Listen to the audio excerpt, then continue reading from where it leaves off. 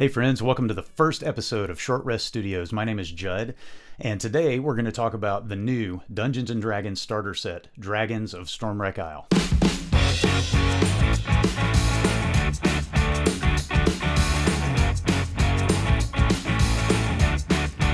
Alright, so if you're a D&D fan or even a moderately casual observer, you probably are aware that there is a new starter set available for Dungeons and Dragons, and today we're gonna look at that. We're gonna look at the contents of the box. We're gonna talk about the adventure. We're gonna compare it to the previous starter set from 2014. So I just want to throw this out. If you really are sensitive to spoilers, you might not want to watch this video. I'm gonna do my best not to spoil any plot points, but we will talk about the settings and the monsters and maybe some of the characters. I'm not going to get into plot points, what's happening, what the quest is, anything like that. But if you don't want to know anything about what's in the adventure book, you might not want to watch all this video. Maybe just skip to the end. So that said, today we are going to look at the starter set, and we're going to start with a little unboxing. We're going to open it up and see what's inside here. Well, the first thing you've got is a set of dice, which is nice. I mean, you know, nothing special about them, nothing fancy, but they're dice. I mean, and they do the job. Then you've got the starter set rule book, which is a couple of pages shorter than the original one, or previous one, but we'll get into that. Dragons of Stormwreck Isle, the adventure book. Also shorter. Again, we'll get into that, but and then you've got 5 character sheets. You've got a wood elf fighter, a hill dwarf cleric, a high elf wizard, a lightfoot halfling rogue, and a human paladin. And then you've got this nice little sheet that comes in here that says Welcome to Adventurer, and it just kind of gives you, for the new player, some places you can go online and watch video tutorials of how to play, explanations of rules, things like that, which is nice that they're now starting to kind of embrace the digital, right? Which we all may hope means some things for D&D Beyond, but we'll get into that another time. But there's also a QR code there where you can scan that and go tell them what you think about the starter set. And of course, they want to sell you some core rule books if you enjoyed the game and want to play some more. And they give you, you know, all their social media tags and those kind of things. So, you know, that's it. That's all that's in the box. How does it compare to the previous box? Well, the contents-wise, it's pretty similar. It's pretty similar. So let's just set that out of the way. And let's grab my copy of the 2014 starter set, the old Lost Mine of Phandelver. So we've got the starter set rulebook. Now this rulebook is 31 pages long. The one in the new starter set is 29 pages long. I haven't read through the new rulebook in its entirety. You know, I'm pretty familiar with what was in here, and I would imagine that it's just, they've just skimmed it a little bit, made it a little bit thinner, cut out some of the things that they thought might put off new players or be a little hard for new players. But it's basically the same length, so not much of a difference there. Then, of course, there's the Lost Mine of Phandelver adventure book. And I can tell just by picking this up, it's a lot thicker. The Lost Mine of Phandelver book is 51 pages. Now that doesn't include the appendices at the end with the monsters and the magic items. And the new adventure book, Dragons of Stormwreck Isle, is 35 pages. So there's a substantial difference between the two. But we'll get into that in just a minute. And then of course you've got your character sheets, which you know, pretty similar distribution. The one big difference is I think there are 2 human fighters in this one, and there is a human paladin in the new one, which I thought was a nice addition. But let's set this guy aside and we'll talk about that. So what do I think of the new starter set? I think it's great. I like the addition of the paladin as opposed to a second fighter. Now, I think I understand why there were 2 fighters and not a paladin or something like that in the first one. Probably because a fighter is probably one of the easier classes to play for a new player. And a paladin's got a few more rules that kind of go along with the oaths and all that kind of thing. But they included clerics in the original one, right? There's a hill dwarf cleric in the original one, just like there is in this one. So, you know, but I think it's cool. I think it gives a little more variety and shows a little bit more the variety of play that's available in D&D. Now, let's talk about the adventure book in and of itself. If you compare it to The Lost Mine of Phandelver, The Lost Mine is a great adventure. It's a lot of fun. My players have certainly enjoyed it. It's pretty classic D&D, right? I mean, it to me kind of harkens back to the early days of D&D, which was all about dungeon crawls, kicking butt, taking XP. I mean, it's got a little more story, of course, but it does harken back with those kind of classic settings. You know, you got your forest settings and caves and dungeons and castles. So, and there is a dragon, of course, in The Lost Mine. The dragon really doesn't have anything to do with the overall plot of the story, which always seemed kind of weird to me. That they would include something that big, you know. It almost feels like, and this is probably the case, they just included a dragon because, hey guys, it's Dungeons and Dragons. New people are going to be disappointed if we have a dragon. But the new starter set, Dragons of Stormwreck Isle, I mean, it's right there in the name. The dragons play heavily into the point of the plot, and that's really all I'm going to say about the plot. There are dragons. They do play heavily into the plot.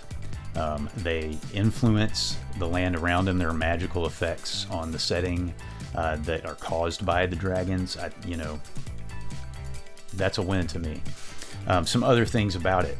I mentioned kind of there's a kind of a uniformity or a lack of diversity of setting in The Lost Mine.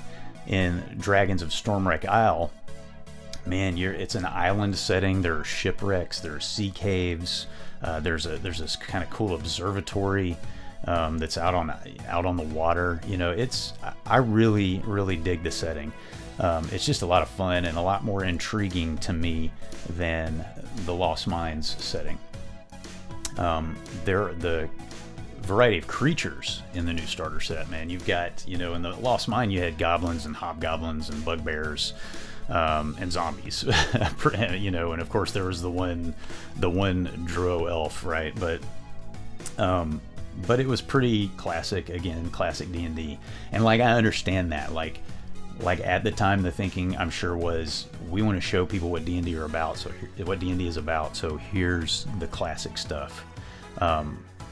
But in the new starter set, now you've got kobolds, which are kind of a classic old school low level D&D monster like a goblin, but you know, it's a nice change from the goblins, right? You've got creatures like myconids. You know, that's kind of an unusual creature, and I think that's intriguing, and that might be interesting for new players. Of course, you got the dragons, and you know, all the ways that they play into the plot. I think that the variety of creatures, I mean, you do have zombies. I think the variety of creatures is a win for this starter set. I was a little disappointed that the first encounter is with zombies, and you know, I'm just kind of tired of zombies. They've been in the cultural zeitgeist for a few years now, you know, and I just get tired of them. I mean, it makes sense. The way that they're used in the story makes sense, but zombies aren't my favorite thing. So your mileage may vary, but I really do enjoy this. I did enjoy reading through this adventure. I love the settings. I love the different kinds of creatures. I like the plot. It feels like the kind of thing that was designed for new players, not just to see classic, here's what D&D is about at its core, like Lost Mine was. It feels like it was, let's try to make something that feels cool and different, and it's going to be intriguing to people in a story sense. And I think that's great. I think that's a great idea for drawing in new players. And you know, I mean, listen, some of us people who've played D&D are gonna want to play this. We're gonna want to try it out, and they want it to be enjoyable for us too, I'm sure. So overall, man, I think just story content and diversity of characters and settings and creatures is a win for this new starter set. It's shorter, which for some people may be a drawback, but I think it's an advantage because the point is to draw in new players, and it can be daunting. That's one of the things about D&D that can be daunting for new players, is just the length of time that it takes to play an adventure. So I think a short adventure, hey, you know, it's good. Now it's not super short. I mean, it's 4 chapters. You're going to play it in multiple sessions, right? But those sessions might not take as long as they probably did with the Lost Mine. So again, I think a shorter adventure is a win. Now there is something that I think might be a little controversial for some of the old school folks, and that is that they have basically in this starter set done away with leveling up by XP. Now that doesn't mean it doesn't exist in D&D anymore. They just strictly use milestones to level up in this new adventure. And again, I mean, I think that's for the new players. You know, XP can make things more difficult. That's another level of challenge. You get to the end of a chapter in this adventure and you level up, and you know, it makes sense from a story sense. You know, folks who are more story minded, who are more role play minded, dig the milestone thing. I enjoy leveling up by XP. I feel like it's something that you can look at the end of the game, and it's something a little more tangible. You say, this is what I did, and here's the evidence of it. But I don't think there's anything wrong with leveling up by milestones. I think in the end, whatever makes it the most fun for you and your players is what's best. If you wanted to go through this starter set, I'm sure that you could go through it and have your characters level up by XP if you wanted to go through and figure all that out.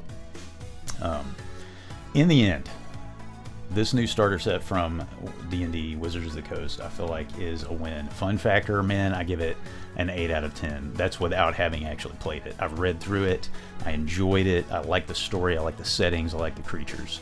I think it's going to be loads of fun for new players and for the old guys like us and ladies. So there you have it. Brand new D&D starter set from Wizards of the Coast. 8 out of 10 for fun from me, and that's totally arbitrary. There's no actual scale. I'm just throwing a number out there because people like numbers, right? But hey, if you enjoyed this review, if you want more of this kind of content, if you want to help out our channel, hit that like button if you like this video. If you want to keep up with what we're doing, hit the subscribe button and join us back here every time we post new content. We're shooting for every week.